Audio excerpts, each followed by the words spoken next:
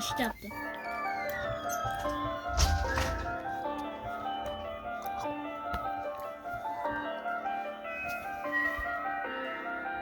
Pe scenă e Marta Loc, dar sună ca un catalog. Cântă tare fără rost, publicul deja a dormit pe loc.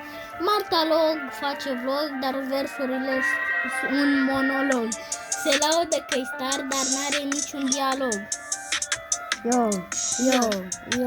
Cu Marta Loc pe beat, totul doar un epilog. Muzica e misterioasă ca un vechi prolog.